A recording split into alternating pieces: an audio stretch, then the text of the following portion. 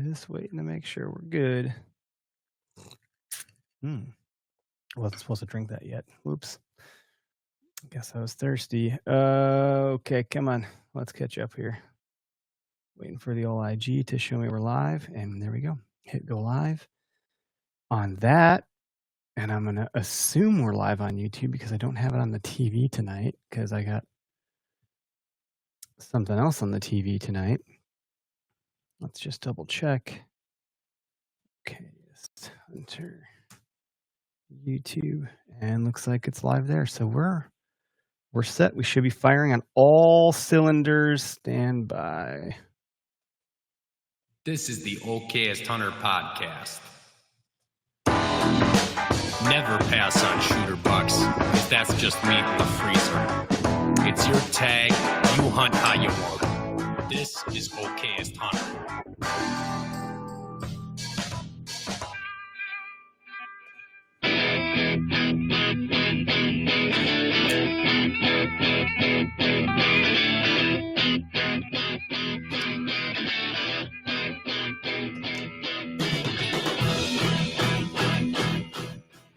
What up, everybody? Welcome to the Okayest Hunter podcast. I'm in Oconomowoc. I'm one of the hosts, Eric Clark.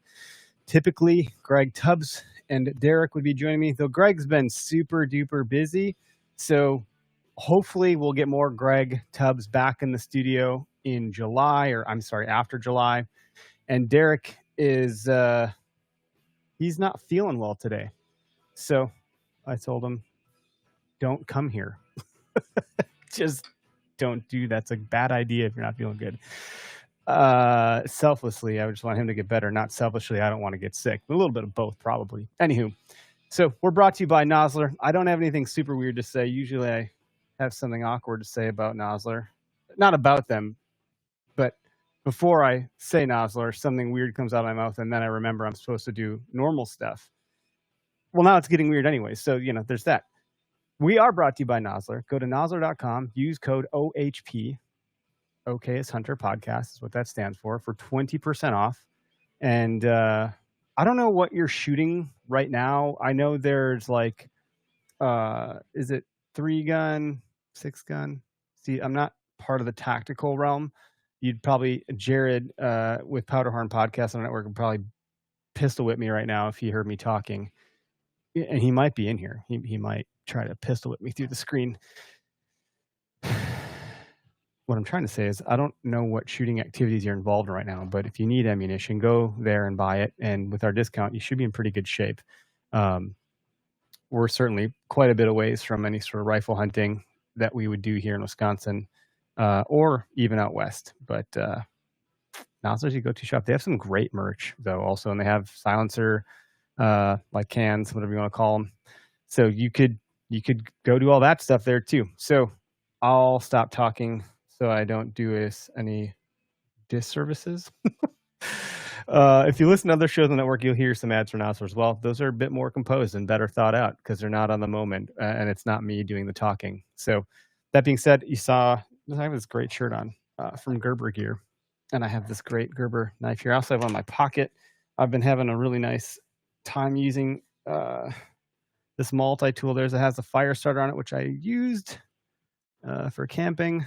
I get pretty nerdy about using this stuff. I don't know what it is, but having a knife on my person at all times has made me feel like a hero like 8 times a day around my kids when I have to open things or, hey, does anyone have I'm like, yep, I do. So if you want to feel like a hero, just go to Gerber Gear, gerber.com. And again, code OHP across all of our partners will save you some money. Rack Hub, they have a 4th of July drop coming out, so stay frosty there. Be on the lookout for what those guys have going on. And Latitude, things are heating up here. Like, this is about a good time to hang your saddle, your platform, dangle from a tree, and lob some arrows. And you don't even have to use your platform and get your sticks out. I mean, you certainly could, but also you can just saddle up and tether into the side of the tree and use the ground as your platform, so to speak, and just practice your shots with contending with your tether and your bridge and all that stuff and working your bow around that. I think I have one lane that I can shoot between houses here in my neighborhood, and I will do that from time to time to get some reps in. I have some pretty intense updates for you guys and gals that are listening on the horizon. I'm not going to say anything else right now because I don't want to get ahead of myself. So I apologize for teasing it that way. But what I can say, separate from that, and that'll happen soon enough, is our giveaway. Our sweepstakes are right on the horizon here. So July 7th is the kickoff day.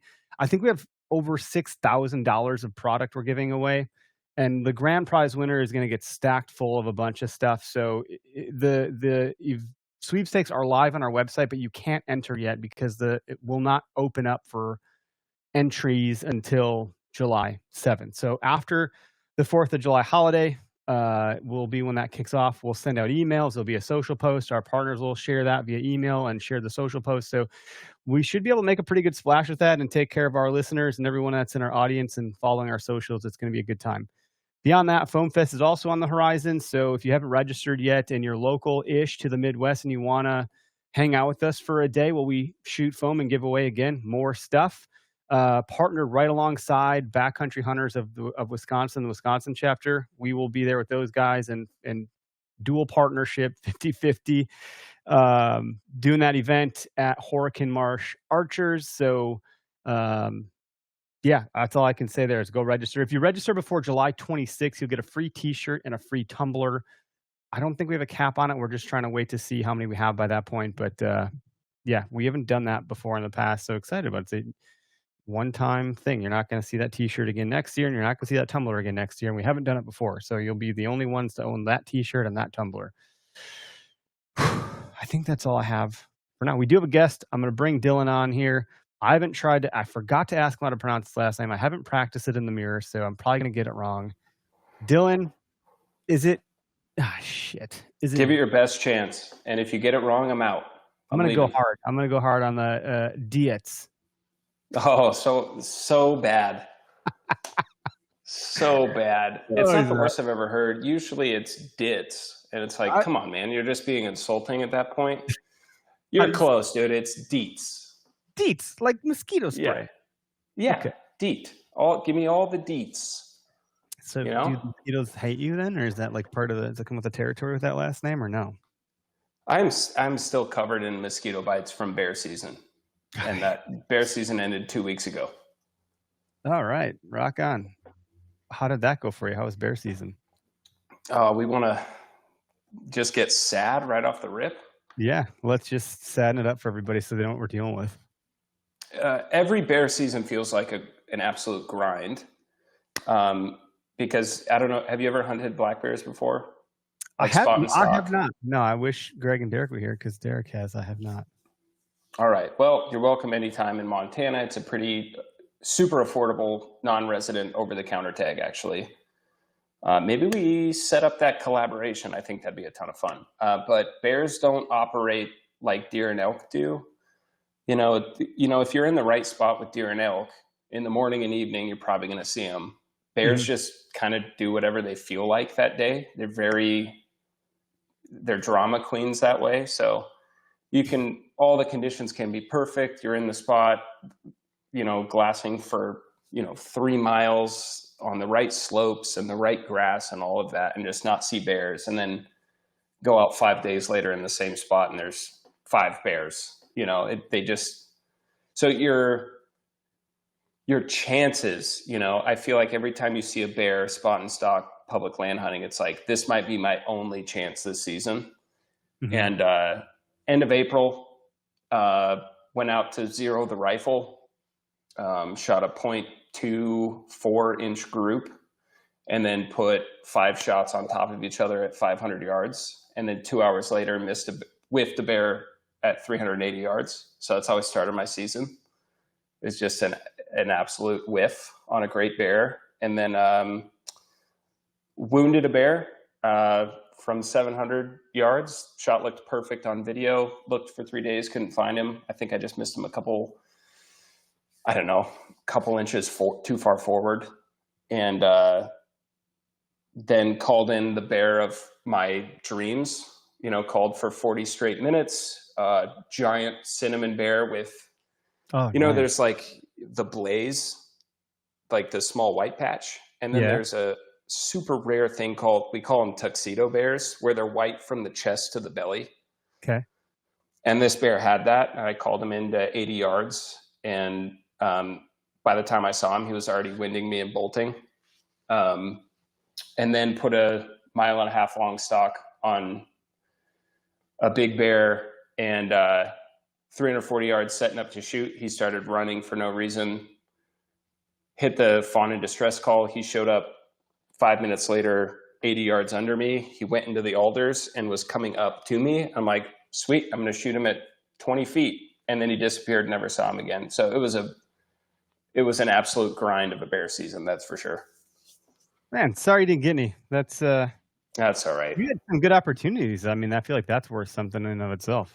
Oh yeah. Great opportunities. Early on in the season, had the pleasure of glassing up the biggest bear I've ever seen in my entire life. Never saw him again, hunted for him for like 10 days. Great opportunities. This kills this would have been my 3rd year in a row killing a black bear. And I had when people ask, like, are you sad you didn't get one? I'm like, I'm bummed, but I had my opportunities. I screwed them up. I can live with that, if that makes sense. But it was an absolute grind, that's for sure. Every bear season is like that, though. Sounds like a good time. I like suffering, so I think that would be nice.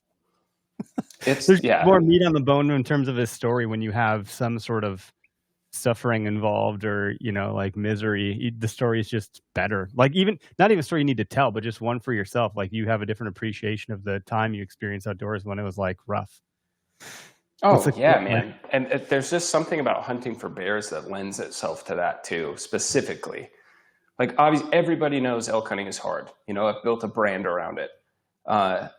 Everyone knows, like, finding a mature deer can be frustrating, but there's just something specific about bears that really challenges you mentally, unlike any other animal. You have to experience it sometime. I imagine I will. It's just one of those things where all the stuff is building. So I feel like at some point I'm going to find myself out west doing something hunting, obviously. Dude, so thanks for diving right into that, and to get that off your chest. we can weave back into it as needed if it makes sense to come back up. But yeah, let's talk about the brand you've built around how difficult it is to hunt elk, because I think that's how you and I came into contact somewhere along the way through the social media world we live in, and a lot of connected folks. Elk Don't Exist.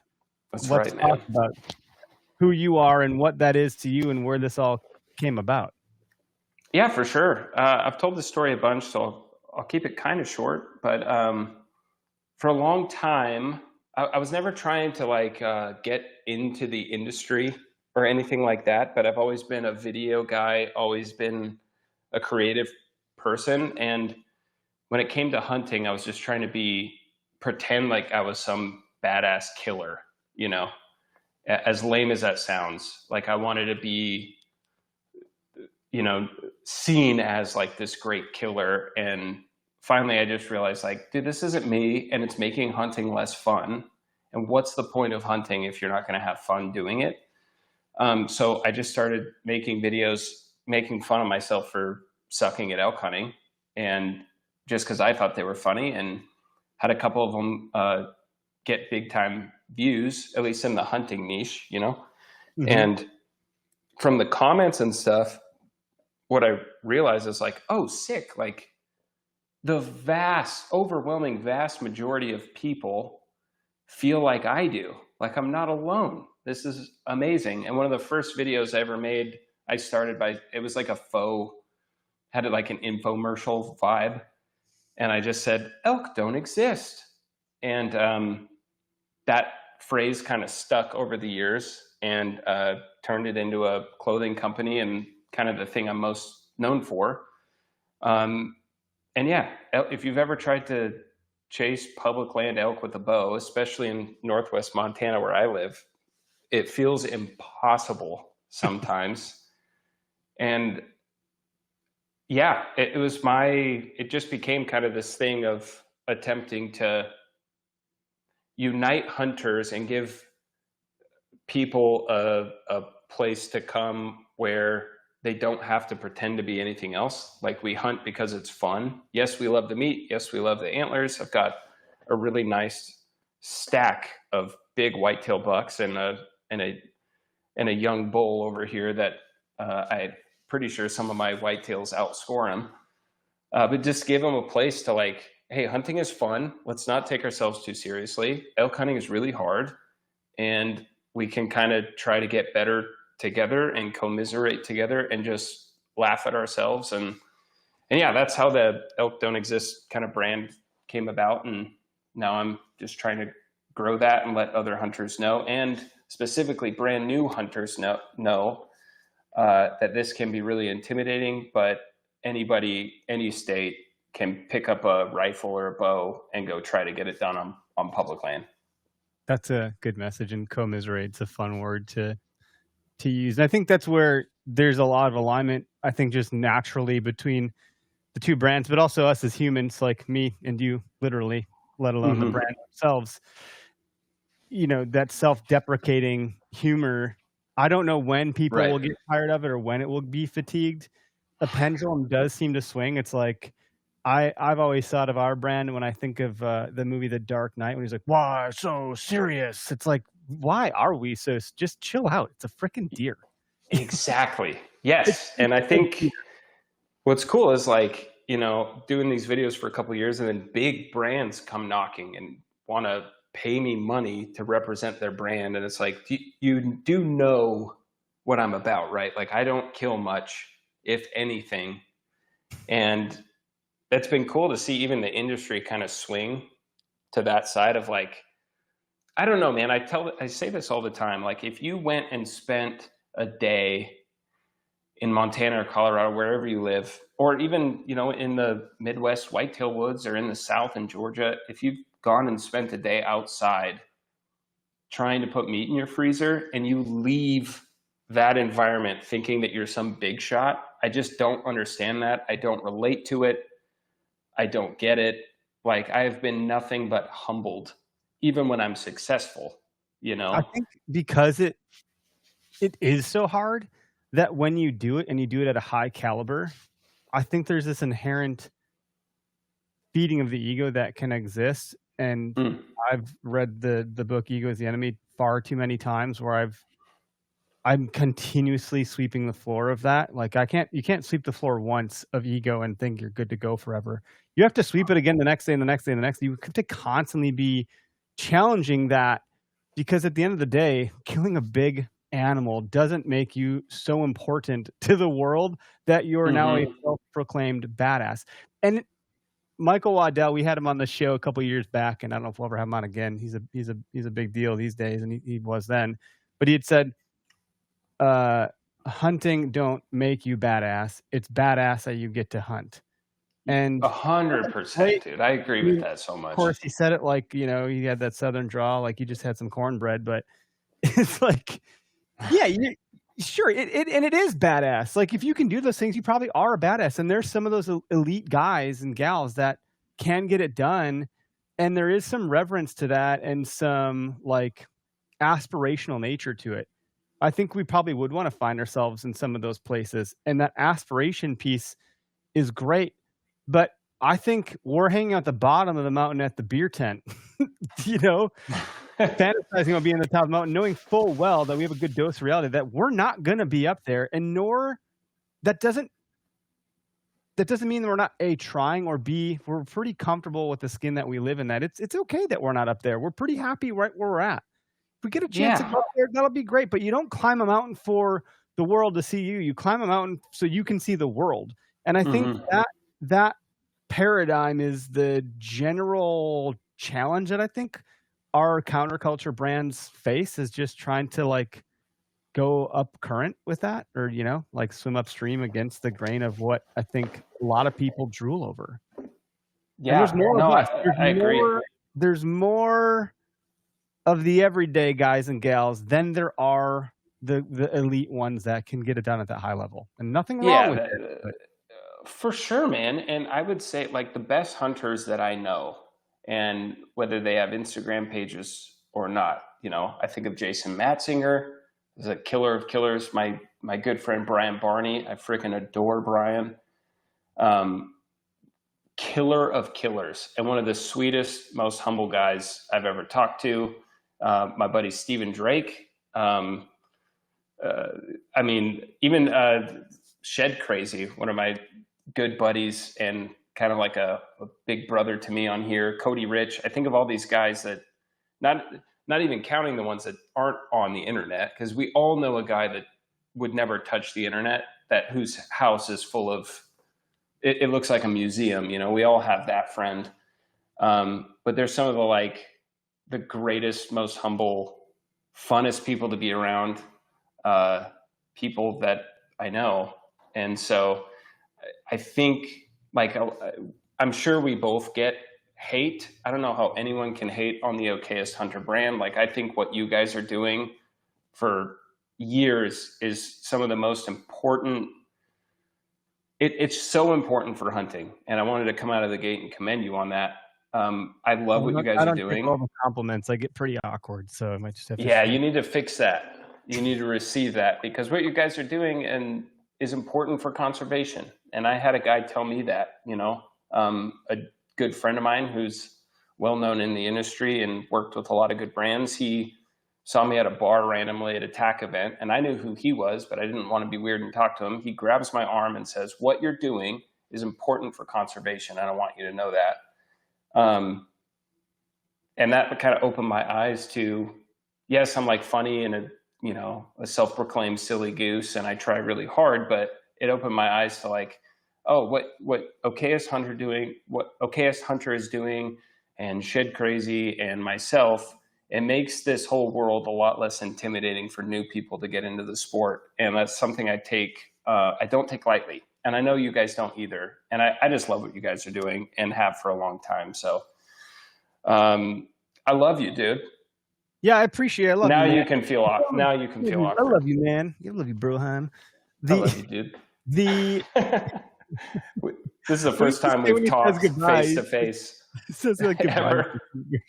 Let's kiss, dude. That's a weird show. Have you seen our movie? Oh, that's funny. So this is totally nothing to do with hunting at all, but there's I Love You, Man, right? Which is a great movie. Yes. And then now there's a movie out with Paul Rudd called Friends or something, or Friendship. Yes, A24 directed it, and it's with Tim Robinson, who's one of my favorite. It's the weirdest movie ever. It's so uncomfortable. It's like a horror. I'm dying to see it. I haven't seen it yet. I Love You, Man. The humor is so nuanced. Like I feel like love it. So that leads me to your sense of humor and how you carry yourself, and therefore the brand, because I think shit rolls downhill. So most companies imbue however a leader is, and I think that's fine. I'm not saying shit rolls down in a bad way. You have like a very comfortable. I'm comfortable not because I'm involved in the conversation, but if I just turn on a camera and no one else is there, and it's me to the camera, me to the live audience, dude, I am very dad awkward. Like very difficult. Don't know what to do with my hands type scenario, and you're just like you got it nailed down, and specifically how you respond to all the ego and the male bravado and masculinity.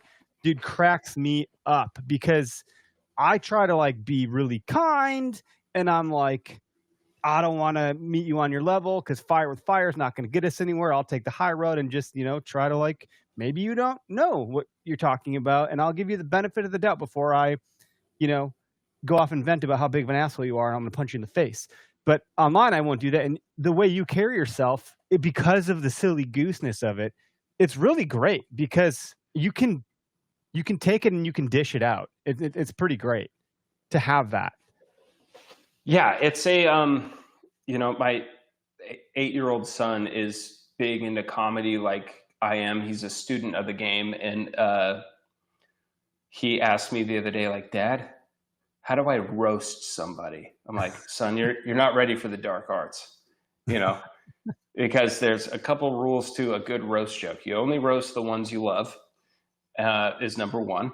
Like, but I was like, he's like, what if I told you, Dad, that like your hairline isn't good? I'm like, well, see, that's just mean, like it's true, but it's mean. You have to be like more, it has to be very cutting and specific but still funny. Like, funny is the be all end all. And you can't just be mean and then call it a roast joke. You understand? I'm like, what you could say about me is like, instead of just saying your hairline sucks, say, hey, Dad, your forehead is so big. I heard they had to, they're landing airplanes on it.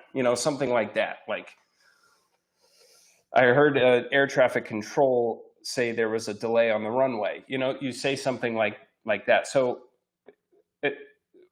when people are horrifically mean to me, I mean, some of the stuff, it's like, do you not understand? Like, I'm already making fun of myself. Like, right. I don't need help doing it. That is the comedy, because the comments are, they think, oh, got him. I'm like, brother, what? First of all, I'm making a living destroying myself to millions of people on the internet. Like, you can't touch me. And there's some that, like, here's the thing you have to do too, is like, the ones that really piss you off, you have to step away and go, why did that make me so mad? They hit a nerve. Mm-hmm. There's the ego thing. Okay. Yes, you can feel Let's get rid of that. Yep. It takes a second. You have to have, there's a name for this. I don't know what it's called anymore. I forgot, but there's a name for the space in between action and reaction. And the larger you can make that space, the better your reaction will be. And so in some cases, like, go for a walk if you have to, but don't respond in the heat of that heat, or you're going to make it worse. No, if you respond angry, you're going to make yourself look dumb. So it's best to, like, not respond at all. But I'm a student of comedy. Like, if you really come after me, if you come after my kids, if you tell me to harm myself, those are the ones where I'm like, you better not have a ponytail. You better not be balding. You better not be fat. And your loved ones better all be alive, because I will destroy you. And it will be funny and pointed. And there's some of this too, where it's like, we're on the internet. We understand, like, algorithm tricks. So the people that I know can't help themselves. Their IQ isn't smart enough to, like, best me. I'm going to make fun of you, and it's going to be pointed, but it's going to be funny. Like, you can't just say, like, I'm responding in anger, because you know what that looks like. And they can't help themselves. They're going to keep coming. And next thing you know, I've got 100,000 more views because they can't let stuff go. And I'm just howling behind my phone. And I feel no, like, ill will towards some of these guys. Like, I'm a Christian. I love everybody. But the people that, like, a video of me making fun of myself, and they want to come in and tell me to kill myself while you're down. It's like, yeah, it's like, guy. Green Street Hooligans. Have you ever seen that movie? I think it's a classic. Oh yeah, it's amazing. Don't do him while he's on the dirt. Like, don't kick someone when they're down. It's like a rule in the fights that they have. It's like, hey, we're ripping each other's faces off and throwing bricks, but by gosh, if he's on the ground, you don't kick him. No. And that's when I feel bad. It's like, a lot of the people that respond, like, super aggressively, some people are hilarious. They will roast me. I'll post those. I won't even clap back at them. I'll be like, dude, you got me. That was hilarious. Like, because I respect the game, mm-hmm. But it's the ones that are really angry, really they're angry at something else, and you're just like their outlet. Exactly. And it's weird. And that's where I'm like, I've slowed down on a lot of this, because it's like, man, toxic. I want to say to a lot of them, like, it's never too late to call your dad. Yeah. Like, you can repair it. You can repair the relationship. It's never too late. Yeah. Like, I feel like, oh man, this person. But the funniest thing though, dude, is like, how you've seen some of these, because I'll share them, Yeah. Like, he said this, I said this, and ha ha ha. It's funny going back and forth. And then so many times, pick your favorite hunter in the world that with whatever influence and following, they will DM me screenshots of this angry person's DMs to them. And it's always without fail, hey dude, I have a YouTube channel, let's collab. I'm like, oh, you gave up, or you failed, or you got bitter, and now I'm low-hanging fruit, man. Like, I suck at hunting and somehow stumbled my way into a kid's table at the hunting industry. That's where the anger is coming from. This guy doesn't kill anything. And okay, I see. And sometimes I'll DM those guys. I'm like, don't give up, man. Like, be you and make videos, but don't be. I don't know. It's all. I toe the line between be a Christian, love everyone, give everyone the benefit of the doubt, and I'm a student of the comedy game. Where do you get your it's a fine line. inspiration from? Like Tosh.0, or like where is that coming from? Funny enough, I have a twin brother. Well, that's fun. And You didn't really mess with people. Oh yeah, we grew up doing that. But everyone called him Tosh, Derek.0. His name is Derek because we both have similarities to Daniel Tosh. That's so crazy. But him more than me even. Like he looks. I'll send you a photo after this. Like he looks just like Daniel Tosh sometimes. Right. So his nickname in high school was Derek.0. My nickname in high school was something I can't repeat on here. But lots of I just love stand-up comedy as a whole. Even comedians I don't find that funny. My wife and I, like my wife. Yeah, my wife doesn't. She's a hard laugh. Are you familiar with that term, a hard laugh? I don't think so. I might have a friend that's a hard laugh, but I need you to define it for me. An easy laugh is the guy where you feel like a god around them. Anything you say, they are crying, laughing. Okay, that's the opposite. My friend is an easy laugh. Okay. Easy laughs are amazing. My wife is a hard laugh. The most I can ever get out of her is, that's funny. And that's how I know, like, oh, I did good. That's a B+ joke. So when I get her to like double over and just die laughing, I'm like, I'm the funniest person on planet Earth. That's a hard laugh, right? So she's a hard laugh. It is very hard to make her laugh. And one of our favorite things to do together, we live pretty close to Spokane, Washington, and they have an amazing comedy scene. So big name comedians will come through Spokane, and we'll try as often as possible to go down there and catch a live show. And what's crazy is even comedians that aren't my favorite, like I wouldn't pull up their Netflix special. Mm-hmm. You go to a live comedy show and it is otherworldly. Like when you're with 5,000 people and you're all can't breathe because you're laughing so hard, it's one of the greatest things ever. That's a good. So she's a really, yeah. Oh yeah, man, it's the best. If you guys have any semblance of comedy, any comedy scene where you live, take your spouse, go to a live comedy show. Like it is some of the most fun you can have together. Even comedians I wouldn't say are my quote influences. Like I've never laughed harder in my entire life. It's so fun, man. To flip it back to hunting, are there any hunting brands, personalities, channels, so forth, where you think so one of my kids is really funny, but it's not because they try to be funny. They're funny because they are funny. Yeah. And the lack of attempting to be funny feels very genuinely funny. And so yes. there are certain hunting channels or personalities that are like funny just because they're funny. And then there's some like yourself, like I would say you're attempting to be funny, but you're also good at it. So it works. If I tried to be funny, it'd be pretty like embarrassing because it'd be like, oh my God, this guy's trying too hard to be funny. It's very off-putting. Like it wouldn't work. I think I'm probably in the camp of funny because I'm not trying to be funny. And I think people are laughing at me, not with me most of the time because I actually am doing some pretty god-awful dumbass stuff that like I should have learned by now. Are there folks in the hunting category that you like, oh yeah, these guys are great. They're really funny. I mean, I think, oh gosh, that's tough. I'm funniest when we're just hanging out in a group. Like you'll swear, like, I'm known as throughout my entire life, Dillon is hilarious. It's very hard for me to try to be funny. So to write skits, to come up with ideas, that's actually a struggle for me. Luckily, in the hunting community, people's sense of humor, like it's so rare to find a hunter with a good sense of humor. Yeah. That I might be 5 out of 10 funny.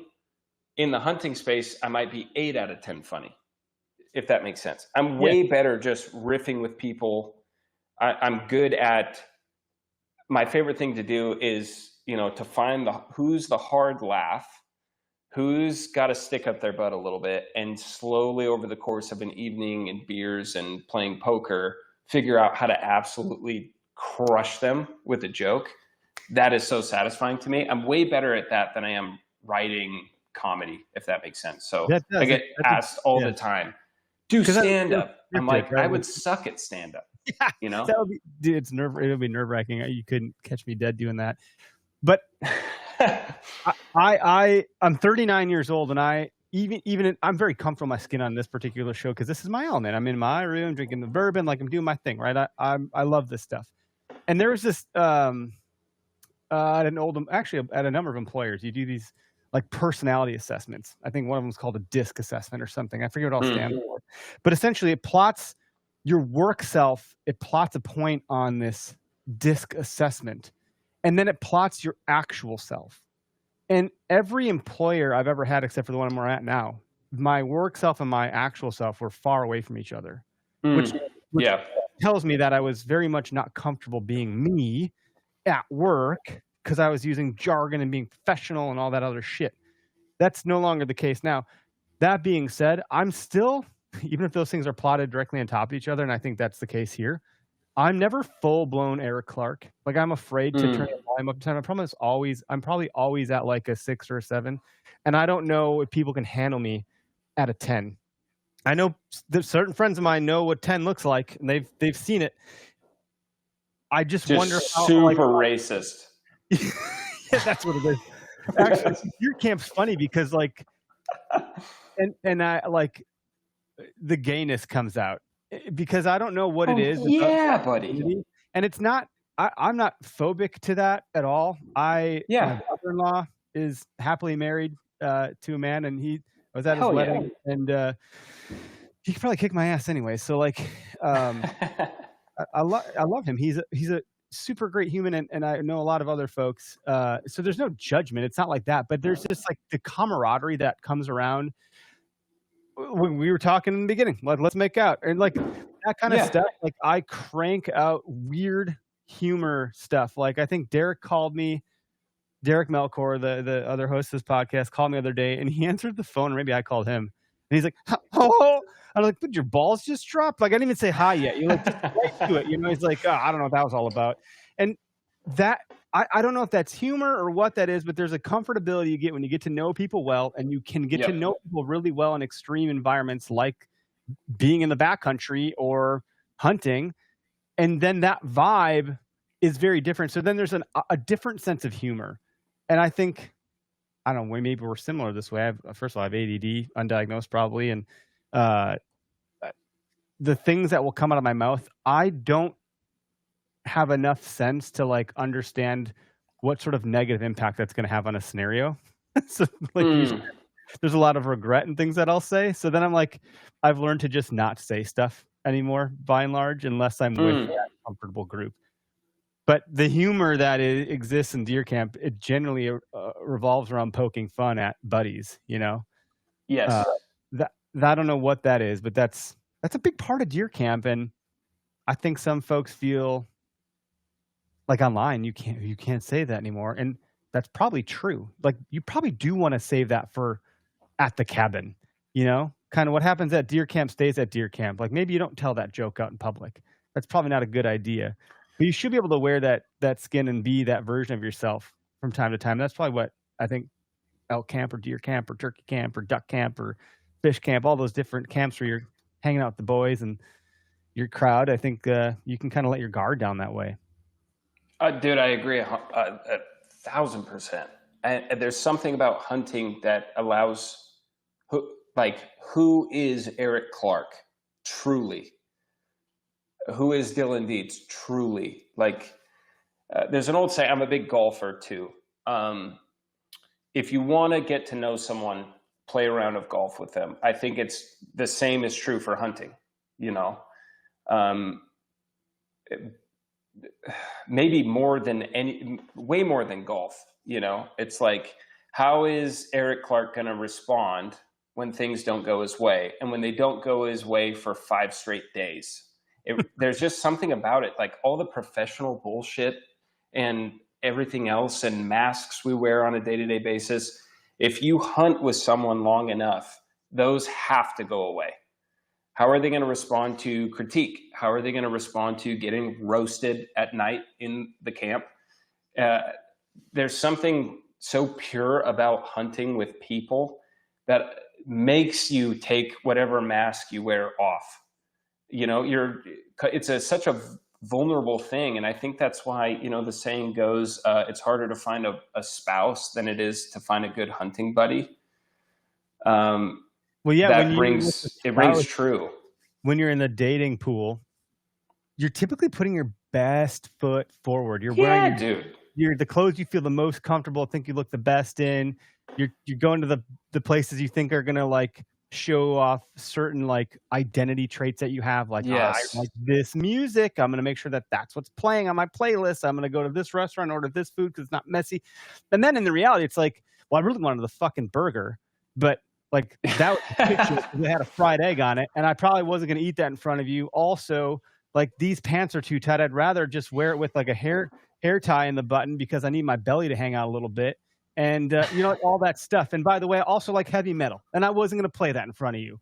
I don't know. There's those things, and so yeah, I think that's true. That you could end up with a spouse that maybe it takes a little bit more time to pull those layers back. I think in hunting, those layers we just cut right through them. They don't really exist. Yep. It's like, dude, I stink pretty bad.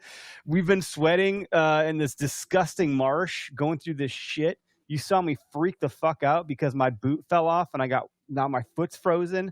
And I stabbed myself in the eye with a twig. So now like you just cut through all that stuff through having some like odd experiences out in the woods. 100%, man. And yes, I think that, I don't know. I think when you speak about, not everybody is funny, but everyone has the ability to laugh at things. And I don't know, there's something about hunting with people. It gets rid of those, I've never been more patient than when I was just dating my wife, because you're 100% right. You're putting the best foot forward. I don't want them to see how many times I take dumps throughout the day because I have anxiety problems, That's gonna suck. All that stuff. You bring like dude wipes with you then, or what's the? Dude, big baby wipe guy. Dude, it is a jungly mess down there. Yeah, you think I'm leaving that to toilet paper? Are you out of your mind? No. If your truck gets muddy, are you bringing a paper towel out to wash it? No, dude, it's a pressure washer and turtle wax. I don't know how we got here, but this is where we are. Pretty common. It's almost like we're at deer camp. You get to ass wiping real quick. If I'm meeting new people too, like I'm 34 years old. I do not care anymore about what people think of me. That's good. And it takes a minute to do that. It takes a while, and I don't think you ever fully accomplish that, obviously. But I'm to that point where I care less about what people think about me than ever before. So if we're in a new group, I have enough friends. I don't need any more. I've got my core group of 4 or 5, and I will conquer Spain, with that many friends. So the people that are easily offended at what I say, or like, this Dillon guy, cool. I have lots of other friends. I don't need you in my life anymore. So I'm finding it easier the older I get to be more myself, Yeah. We were talking before the podcast about cussing. Oh, go ahead. Yeah. Oh, I was going to say, are you 100 or like is what people are seeing 100% you or 80% or 60? Like to my on the internet?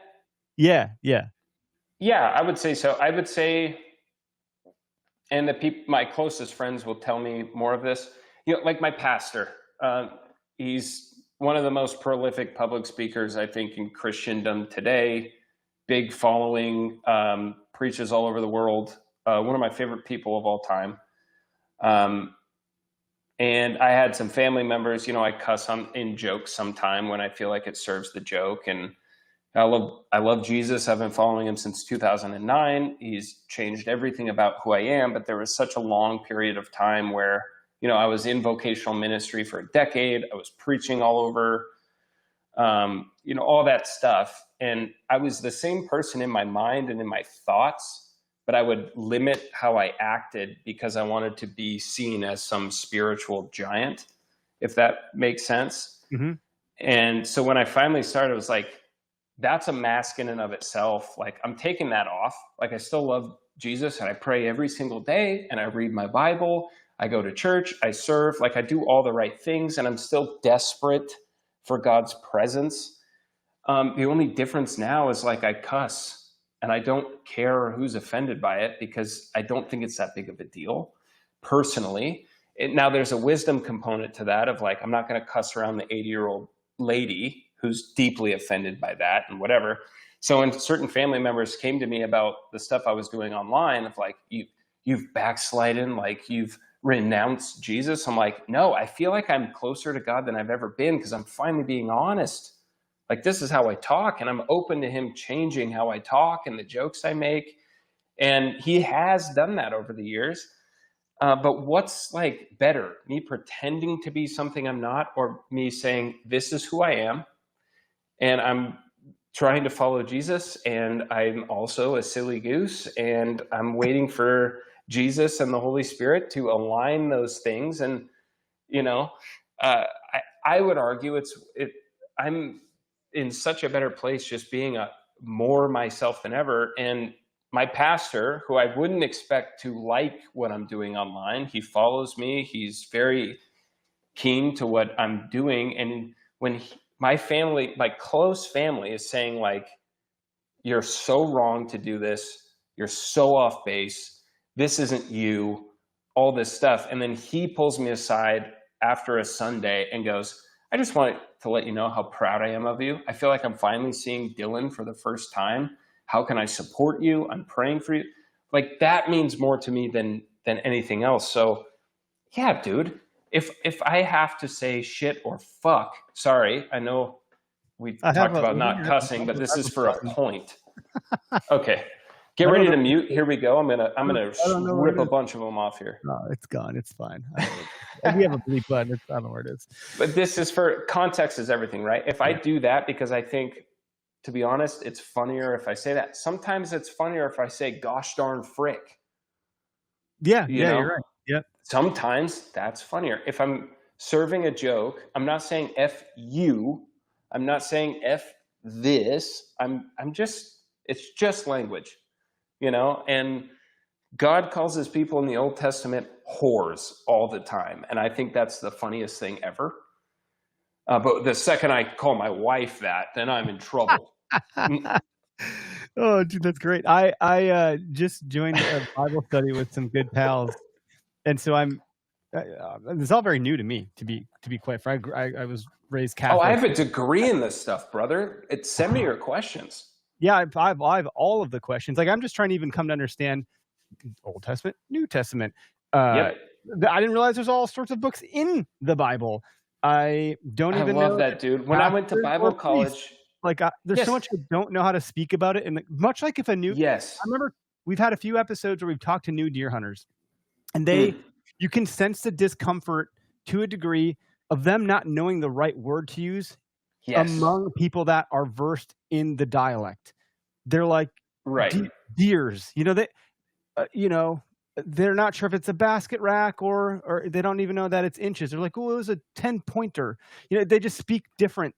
And gosh, we shouldn't judge those people. No, dude, we should be celebrating them. That's like judging the dude that's 300 pounds at the gym. He's there. He's putting the effort in. He's clearly showing the effort. Why would you say something to him unless it's a critique to help him do better? Like, hey, great job. I support what you're doing. It's great to see you here. I wanted to give you a little bit of information so you can get the most out of this exercise.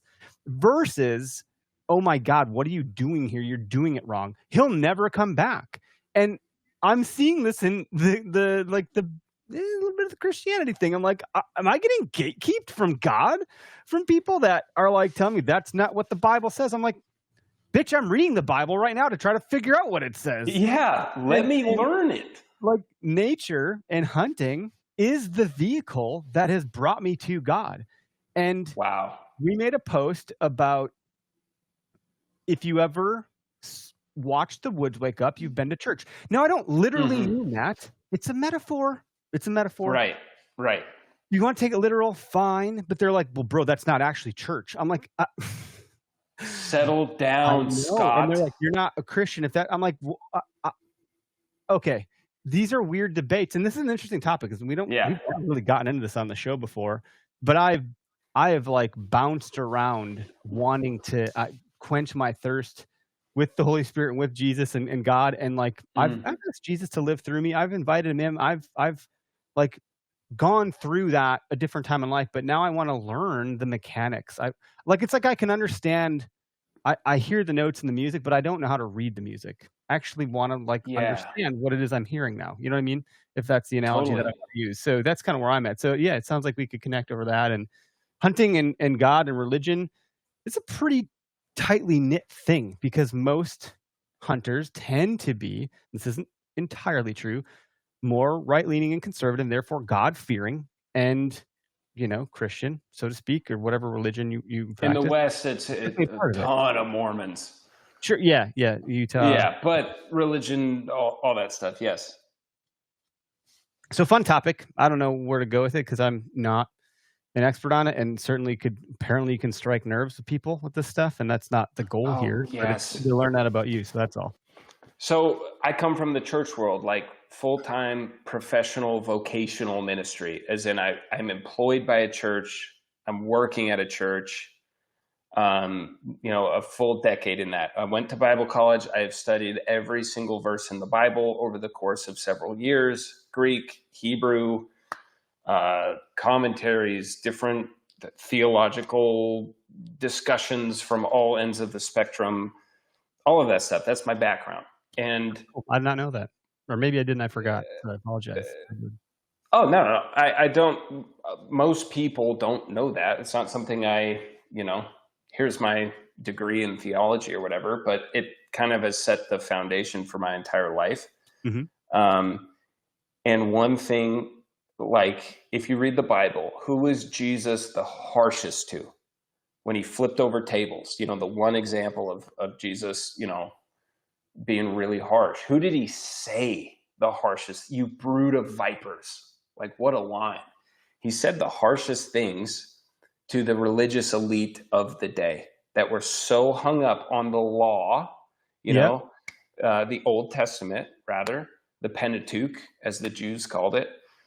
They lived their life by the 600 some odd laws, and Jesus came to say, hey, it was the law. The law was to show, the 10 Commandments was to show, hey, you will never measure up. And when people have a religious spirit or religious thinking, those are the most judgmental ones, the most judgmental to newer Christians, or judgmental to the people seeking, or judgmental to how the songs are played. Or I'm a drummer. I've been playing drums in church since 2009. That's how I became a Christian, was being invited into that circle.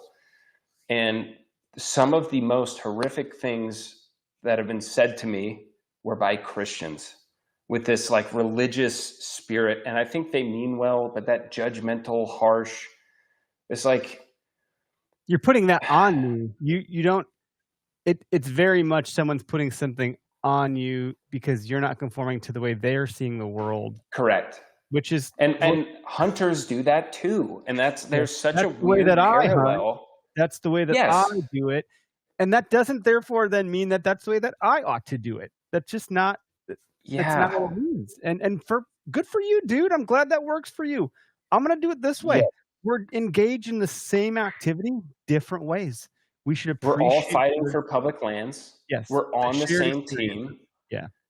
But it was so weird coming from like 10 years in the church world to accidentally, having some kind of a career in the outdoor industry, in the hunting industry, is that I think it is true for just every niche of life and everything. Yeah, it's human nature. Hunters are so campy and they want to die on the dumbest of hills, which is why it was so cool to see when there's a threat to hunting as a whole, like Mike Lee's dumbass trying to sell off public lands. all of us stopped worrying about, the hunt quietly crowd stopped crapping on influencers for a second, which was a nice relief. I think they actually snuck in some backdoor hatred toward us as well. It's like, guy, no one would be calling their senators if it wasn't for us. What are we talking about here? Exactly, yeah. Yes, but even them, like we all, Democrats, Republicans, libertarians, atheists, Christians, hippies, PETA, we all came together to fight one common evil. Isn't that wild what a common enemy can do to unite people? That was 9/11. Exactly. Like, boom. Exactly. Let's all go, America. Like, it was very interesting. Mm-hmm. It's just like, yeah, whatever. We can go into all sorts of topics here. But it's wide open. I had someone comment on one of the posts we put out about like the fact that we had won, and he's like, dude, I'm gonna name my target buck this year is Mike Lee. I love it, dude. Yes. Amazing. And it's hard for me, like, as a Christian, because I want to, got to be careful how I say this. Yeah, because it's live. I'm called as a Jesus follower, I am called to pray for Mike Lee. I'm called to pray for my enemies and wish them the best and love them when I want his house to burn down. Like, it's such a weird, it's such a hard thing. But I think, I don't know, back to what we were saying before, like with all the Jesus stuff, and like some of the biggest hate I get is from people who go to church and are Christians, and well, he's cussing. I'm like, I don't know. God says some pretty harsh language. Swear they're in the Bible. There's a handful of them in there. But also you see Jesus, the first time he explicitly reveals who he is as the Messiah, he reveals it to a woman at the well. Are you familiar with the story of the woman at the well? Not yet. It's one of my favorite. Read it when we're done here. So she's a Samaritan woman. The quickest way I can describe this is Samaritans and Jews. That was like a giant racial divide. Samaritans were seen as dogs, and women in that culture were seen as, low. Like, they don't have the rights they had today. How I can explain it. And so when people say like, oh, the church is misogynistic, and Paul the Apostle said women should shut up in church, and hey, brother, sometimes that's just true to this day. You know what I mean? But no, that was a joke. Okay. Okay. That was clearly a joke. But like Jesus, the first time he explicitly says and reveals like, hey, you're talking to the Messiah, was to a woman who was viewed as a dog in that day, and a Samaritan woman, which would be like it would be the equivalent of like you kissing a pile of dog crap.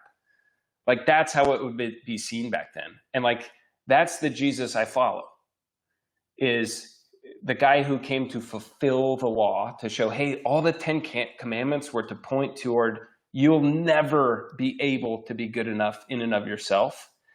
Yet the whole Old Testament points ahead to the Lamb of God, the Savior of the world, that's going to come and die once and for all for the sins of mankind.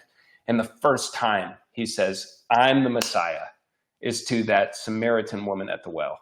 Beautiful. And I just think there's so many people in the hunting community that could learn so much from that lesson. And that's why my DMs are full of 30 to 40, 50-year-old men and some women that say, I've always wanted to hunt, and I'm so afraid of doing the wrong thing. I don't know where to go. What's the etiquette if you pull up to a gate and someone's there before you? I'm afraid of getting yelled at. That's the people. That's enough to keep people out. And then it goes to like the Hunt Quietly folks point, like, we don't need more people. Yeah, but we shouldn't like turn people away if they're interested. And I don't care what got them here. I don't care that an influencer hooked them in and that they're trying it out. What they should be groveling at our feet. It matters because they Hunt Quietly page just posted, we need new hunters more than ever. I'm like, I would like to object to that statement, because your entire platform has been shut up. Don't tell anyone about this. I'm like, but you just said, see, you just said if new hunters don't join in 50 years, Mike Lee wins, or whoever the next Mike Lee is wins. Yeah. Yeah, there needs to be a populace of people that love this stuff and have votes and dollars that are part of orgs that can move needles like that, because otherwise it's really hard. Like, you're just throwing pebbles and it's never going to be enough. Like, you need someone to throw a freaking boulder at these people, be like, no, we have some force. Yeah, good stuff, man. I know you have a hard stop. I assume maybe you have to go play drums or something. Are you good for time, or do you need to bring the plane in for landing really quick, or what? No, I've got like a solid 10 minutes. Okay, that's good. Just because it's you, Eric. Oh, shut up. It's bullshit. Buy it. Not gonna buy No, it. this is like a dream podcast of mine. I hope you know that. It was everything in my power, because we've been buddies for, I don't know, a year now. Yeah. And when you started following me, it was everything I could do to not like go to my wife and be like, oh my God, okay, it's Hunter, you know? I can't believe that. I'm such a fan. I've been such a fan. It's true. We're just such a small brand. Like, I think the industry is like, we don't really have to do with them yet, which is funny because we do have some really great partners that are like thoroughbred partners of the industry. Like Nosler is not, you know what I mean? Gerber, these are great brands. Bear Archery. Oh yeah. But that being said, like, I still get the sense that, like, even though we're shared by the mass populace of hunters, it seems as though, like, you know, some of the bigger dogs are like, I don't know what to do with that. You know, I don't know. Yep. Yeah, totally. And I think that's great, man. Because then, you know, the partners that partner with you, man, they're bought in. Oh, they get it. Really appreciate what you're doing. And that I'm tiny. Like, if you think you're tiny, like, brother, I'm a tiny drop in the bucket. And that's what's always uncomfortable about people. Like, I have some hunting buddies I've fallen out with because they treat me differently just because I have a couple of sponsors. It's like, dude, I'm the best way I can put it, and what I always say, I have a kid's seat at the industry table. Like, I'm at the kids' table, you know? And it's like, the funny thing about that, this is a little bit of like insider baseball or what have you, behind the curtain stuff, is we're one small piece of an ecosystem of like, I think Quick Trip has like 70 influencers I work with or something. Quick Trip is enormous. Like, that's crazy. When they have a campaign, an email goes out to every one of us, and it's up to us to take that message and do with it what we will, and try to like use our creative to map that to our audience in a way that it could resonate. And our job is to help. The marketing term is activator, help with activations around product drops, launches, updates, offers, exciting news, things of that nature. And if you have enough influencers and ambassadors around your table, then it can feel a little bit more like movement in the market. And having us on the podcast and have the repetition, eventually it starts to soak in. And because our partners seem to actually enjoy working with us and vice versa, they've been here for years, these partners. Man, that's cool. In some cases. So then like, there's a lot of trust there, because I talk to these partners and the contacts at their orgs on a pretty regular basis, and I know them well. And it's like, hey, one of the listeners messaged this, and I'll DM it over, and I'll send a screenshot or whatever, and like, let's solve this problem. Let's work through it. Let's get them taken care of. How can we help them? So sometimes we can be a conduit, and it's a very positive thing, because now you're getting, you know, a little bit more direct access to someone, because like, I have to make sure you've been heard. Otherwise, like, I'm not doing a good job. And then they feel they have to take care of me, because then they feel like everyone's serving everyone else. Like, we're serving our audience. And then the brands that we work with, they feel as though they're serving us. And I'm a big fan of Gary Vaynerchuk, and have been for a long time. That's very well known. And speaking of swearing, like, he swears, and that's what drew me to him in the beginning. And he was told to not swear on stage. He's like, well, then I can't do it, because like, I can't guarantee I'm not going to swear, because it's who I am. So like, if I can't swear, then I'm not going to do anything. But he's often one to say, like, if you're a leader of a company, your people don't work for you. You work for them. If you're leading a body of people, like, your job is to serve them. So I have a tiny team at Gunpowder that I work with in my day job. And my goal is to just make sure those guys have all the hurdles and barriers removed, and I can help them do the work that they're trying to do. That's how I view my role. They don't work for me. That's weird. Yeah. There are people that I think that would have that attitude. Those are the people that are pissing everyone's Cheerios in the comments section every day, are the ones that have that ego that think that they're the important one. And not to say some people are important. Like they probably are. But gosh, there's a quote from Stoicism, and I'm gonna get it wrong, of course, because I always do, because I can't remember shit. But it was something along the lines of an emperor walked past a homeless man in the streets of Rome, and this is why I love the Roman Empire. It's around for 1,000 years. America's going to have her 250th birthday. It's a quarter of the time the Roman Empire is around. And Seneca is mentioned in the Bible, and Jesus is mentioned in Stoicism, and Seneca and Jesus walked the earth at the same time. I find it to be wildly fascinating. That's what really brought me through to learn more. And this emperor said to the homeless person, speaking of the socioeconomic statuses that you were talking about, like this person would have been like dog shit. And he's like, look, today is the day I will grant you anything you need. I'm out here. I'm serving the people. What can I do for you? And the homeless man said, you're standing in the sun. Can you please move? Like, what a humbling experience to be a freaking emperor. And someone like, nah, dog, you're kind of blocking the sunlight right now. How unimportant do you immediately feel in that moment? And boy, I love that. Like that is like just a hard blow to the ego, and it's one of my favorites. I should find that. Man, and that's every hunt in the West that I've ever been on, whether I'm successful or not, is very similar to that. Yeah. Cool. I've got a couple sponsors that I got from sucking at this to begin with. Somehow this is all happening. I don't know. Anytime I'm actually on the mountain, it's like, wow, I am small. And I hope and pray that no matter where my cute little hunting career goes, that I feel that always.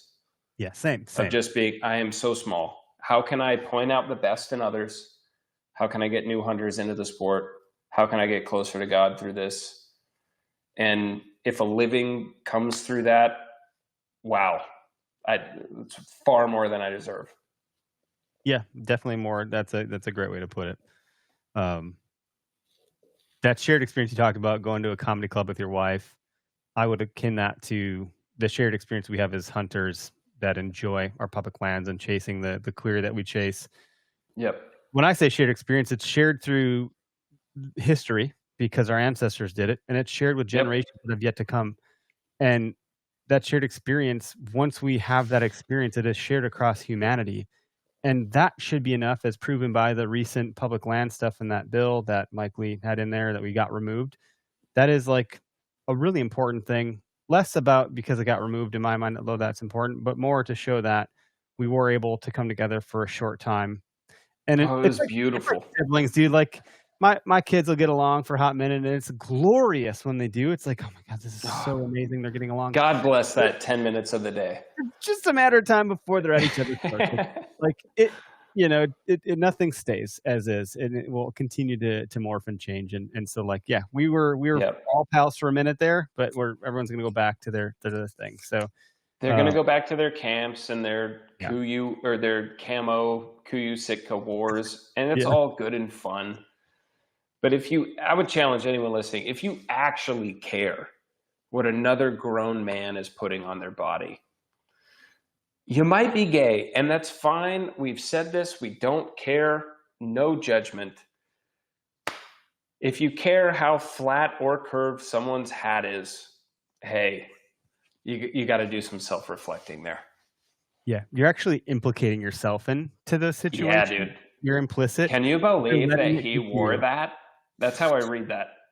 Marcus Aurelius said something like, every day I wake up and I have to tell myself I'm going to deal with ingrates, idiots, and assholes and everything else under the sun. And at some point, if I'm bothered by that, it's actually my fault because I'm implying myself in their ugliness by letting it get to me when I knew full well that it was going to happen. So, yep, exactly. Yep. The next, and not to mention, all of those people do have a place in our world. So the Mike Lees that you're praying for, that you begrudgingly will do, hey, there's a place for him in our world. There's a reason he's here, and there's a reason we need him. Albeit, look at what he just united a whole group of people. He did what no one else ever could. Congratulations, Mike Lee. You did it, brother. Yeah, just like Obama was the Unbelievable. best gun salesman this country has ever seen. So, Yeah. Oh man, that's so good. That's so yeah, good. good chat. Where do they find you? Is it elkdon'texist.com or is it Dillon Deitz? Or how do we direct our listeners to learn more? Yes, Dillon Deitz, not D, it's DILLONDEITZ. That's how you can find me on Instagram and YouTube. That's the only two places I am. I am in the process of trying to grow a YouTube channel. Most of my presence is on Instagram. And then if you would like to support the movement, become part of the Silly Goose Hunt Club, which is very near and dear to my heart, or get yourself some Elk Don't Exist apparel to remind yourself that elk hunting is hard and that's okay. elkdon'texist.com. I have my brand new Game Over apparel line that I worked with the formidable Dave Barnett Art to come up with something that harkens to my childhood of playing 90s NES video games. It's some of my favorite stuff I've ever put out. elkdon'texist.com. Check that out. I just quit to part-time, my full-time job. So please do buy Elk Don't Exist apparel. And yeah, that's it. Dillon Deitz on Instagram and YouTube. And I've got some really, really exciting stuff coming this fall. I have my own podcast, Elk Don't Exist, the pod, that is releasing here in a week or two. So be on the lookout for that. And Eric, I really do appreciate you having me on. This has been somewhat of a dream come true, man. Thank you so much. That's very nice of you to say, and I'm happy that it means a lot. And dude, I'm dead serious. The Elk Don't Exist X OKS Hunter apparel. We got to collab on something sometime. That would be a blast. Let's figure it out. It just takes a little bit of time and creativity and can get it done. 100%. I do want to remind people that are listening, if there was a point in the podcast where you felt you wanted to not bite your tongue and call in or say something or respond, if you're listening to your car or your truck or on the treadmill or walking the dog or lifting or on the toilet, wherever you're doing at work, this streams live on Tuesdays, 6 p.m. Central Standard Time, and you can comment in and you can call into the show and express your opinions, share your stories, and become part of the conversation. So if there's ever a moment where you're like, man, I wish I could have said something. The wish is true. I've been granted. You can do that. Just tune into our YouTube, our Instagram, our Facebook, our LinkedIn, and you can follow along when we're live every week when we do this on Tuesday nights. So also, Dropping Pins is back on season 2. Derek is back at it behind the mic. So if you want to actually learn how to kill big deer, and that's what you're into, that's what you want to listen to for sure. I'll be tuning into that for sure. It's a good series. It's all the aha moments when big buck killers started to figure things out, and they drop pins along their journey to help you understand how they got it done. So less tactical and gear driven, less strategy, more story. That's it. So thanks everybody for tuning in. Have a great week. We'll be back after the holiday week. Happy 4th of July.